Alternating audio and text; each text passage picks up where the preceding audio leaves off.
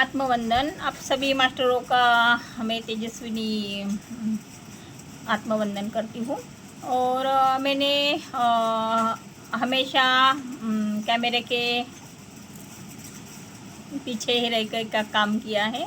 और पुराने जितने भी अपने ग्रुप है तो उनको मेडिटेशन से कुछ इशू आ गए या कुछ प्रॉब्लम बीमारी के, तो उसमें मैंने सहायता की और सबको आगे बढ़ाने का काम किया। मैं हमेशा ही डरती थी कि कैमरे पे ना आओ, लेकिन महाअवतार बाबा जी हमेशा बोलते हैं कि आप कैमरा के सामने आइए, क्योंकि आप कैमरे पे नहीं आएंगे तो फिर से आपको जन्म लेना पड़ेगा। तो आपकी हमेशा एक ख्वाहिश रहती है कि मरने के बाद भाई मेरी मुक्ति हो।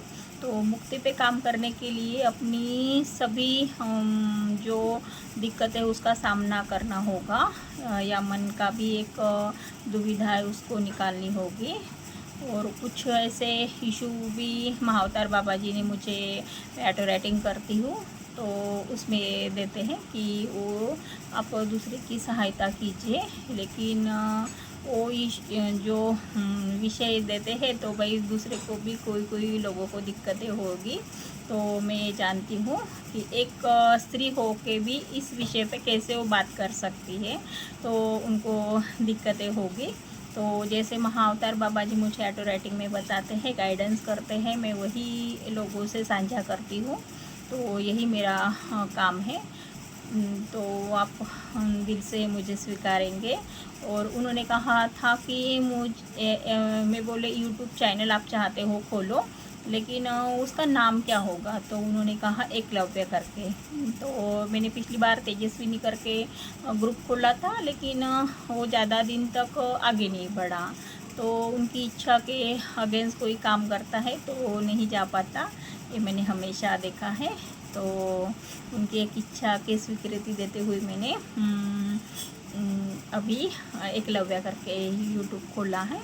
तो जैसे एक लोग ही आते हैं और कारवा बनता है, हमेशा मैं बोलती हूँ।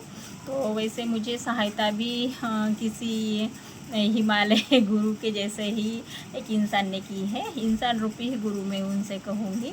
और उनकी सहायता की वजह से भी ये यूट्यूब चैनल अभी खुला है।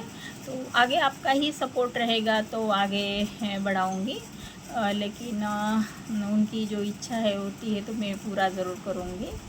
और मैं दिल से सभी का धन्यवाद करती हूँ कि मेरे वजह से किसी की काउंसलिंग मैंने जिनकी की है तो उनके जीवन में एक दिक्कतें हल हुई है और वो हंसी के एक पात्र बन पाए हैं, अपने जीवन में खुशियाँ ला पाए हैं। दिवाली की इस मौके पे मैं सभी को दिल से बधाई देती हूँ। धन्यवाद।